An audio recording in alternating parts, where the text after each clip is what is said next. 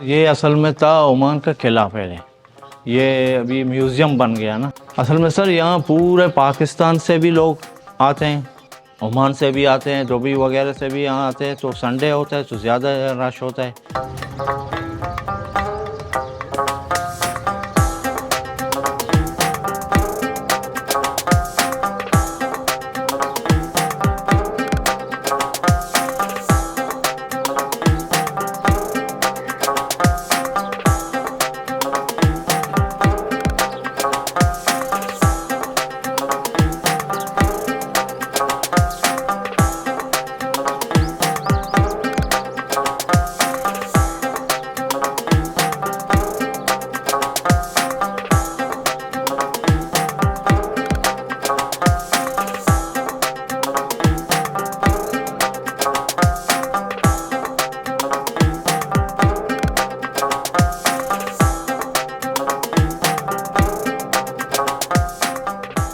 ये असल में था ओमान का किला पहले, फिर जो है हमारे म्यूज़ियम को दिया हुआ है।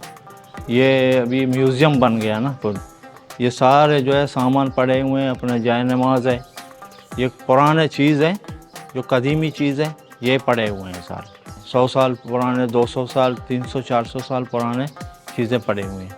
और हमारे बलूची सकाफ़त के भी कुछ चीज़ें पड़े हुए हैं। अपने जो है कपड़े भी पड़े हुए हैं ये सकाफ़त के तौर पर। ये हमारे तोर हैं, तीचे हैं, मैं बलूची में बोलते हैं उसको। एक डलोक है जो आटा पीसते थे।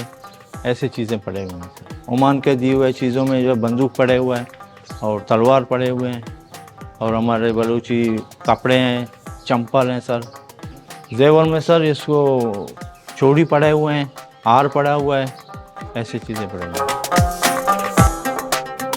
यहाँ पूरे पाकिस्तान से भी लोग आते हैं, पूरे कंट्री में, मतलब लाहौर से, इस्लामाबाद से, कराची से, मतलब बड़े बड़े शहरों से भी यहाँ जो टूरिस्ट आते हैं इसको देखने आते हैं। और ओमान से भी आते हैं, दुबई वगैरह से भी यहाँ आते हैं। तो संडे होता है तो ज़्यादा रश होता है, लोग आते हैं इसको देखने।